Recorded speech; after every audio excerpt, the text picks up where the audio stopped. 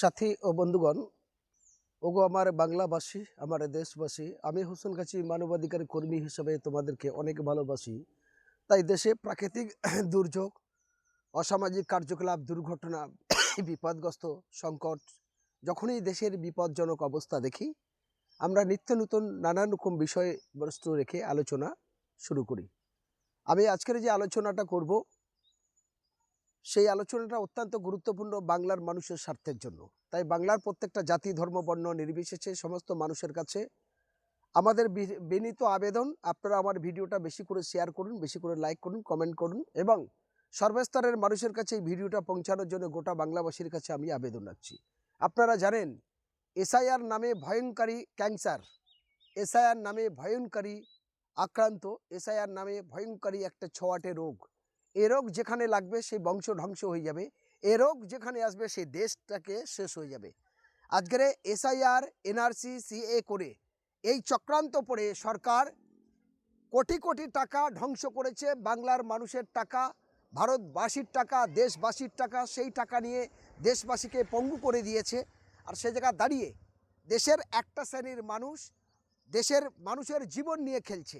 এই জায়গা দাঁড়িয়ে আমাদের বলার বক্তব্য, এসআইআর নিয়ে যে ভারতবর্ষের যে কেন্দ্রীয় সরকার, বিজেপি সরকার যে পদ্ধতি নিয়েছে, সেই পদ্ধতিটা 100% অনেক ভুল। তার সাথে সাথে বাংলার যে সরকার চলছে, তৃণমূল পরিচালিত সরকার, এসআইআর নামে মা মাটি মানুষ যেমন তার দলের নাম, তেমন সুন্দর করে নাটক যাত্রা থিয়েটার করার জন্য কলকাতার রাজপথে বসে নাটকটা করছে। খুব ভালো কথা, আমি মেনে নিলাম তিনি বাংলার মানুষের জন্য, এসআইআর এর জন্য তিনি আন্দোলন করছে। তাহলে বাংলার মানুষের আরেকটা বিকল্প, আমি আসছি। প্রথম এসআইআর কথাটা আপনাদেরকে বলি। বাংলায় তৃণমূল কংগ্রেস, সিপিআইএম, আইএসএফ, আদার্স বামপন্থের জোট, হুমায়ুন কবির জনতা উন্নয়ন পার্টি সহ গোটা বাংলায় যতগুলো রাজনৈতিক দল আছে, ইভেন বিজেপি পর্যন্ত, তারা এই বাংলার মানুষের ভোট নিয়ে রাজশক্তি পেতে চাইছে। এই বাংলার মানুষের ভোটেতে এমএলএ হবে, এমপি হবে, সরকার পরিচালনা করবে। তাহলে বাংলার মানুষের সঙ্গে দ্বিচারিতা কেন করবে? বাংলার মানুষের সঙ্গে প্রতারণা, চিটিংবাজি কেন করবে? তাহলে সমস্ত রাজনৈতিক দলের উচিত একসঙ্গে কলকাতা লাগাতারভাবে আন্দোলন করা এবং একসঙ্গে আওয়াজ তোলা যে যতক্ষণ পর্যন্ত বাংলার মানুষের ডি ভোটার বাদ না যাবে, ডি ভোটার করা চলবে না। এবং স্টাম্প লাগিয়ে যাদেরকে বেনাগরিক করার চক্রান্ত, আমরা গতকালকে দেখলাম 10 তারিখে কলকাতায় একটা বয়স্ক মহিলা আসছেন, মধ্যবয়সে 45 বছর বয়স। তিনি বলছেন, বিগত 25 বছর ধরে আমি ভোট দিয়ে আসি, এখন আমার ভোটার তালিকায় নাম নেই। 2002 এর আগে থেকে আমি ভোট দিয়ে আসি, আমার নাম নেই। তার একজন দাদা, তারা হিন্দু, শুধু মুসলমান নয়, হিন্দু, তিনি বলছেন আমার এই 55 বছর বয়স, দীর্ঘদিন ভোট দিয়ে আসি, ভোট নেই, আমার নাম নেই।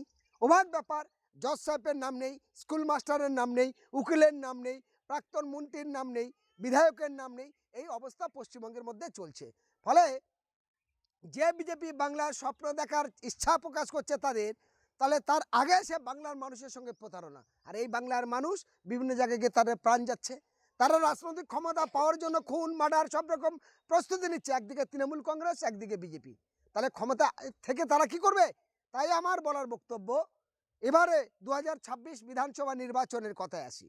একদিকে তো ক্যান্সারের রোগ হলো এসআইআর, এরপর এনআরসি, তারপর করবে সিএ ইত্যাদি।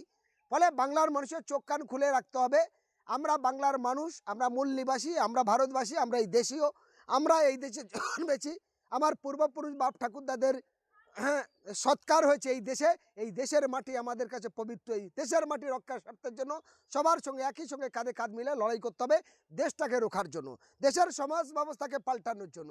আর দেশে যারা মদ, গাঁজা, জুয়া, হিরোইন ব্যবসা এবং ড্রাগস ব্যবসা, অসামাজিক কার্যকলাপ, গুন্ডামি, মস্তামি, বম, বন্দুক নিয়ে খেলছে, তারাই হলো তৃণমূল কংগ্রেস, তারাই হলো বিজেপি।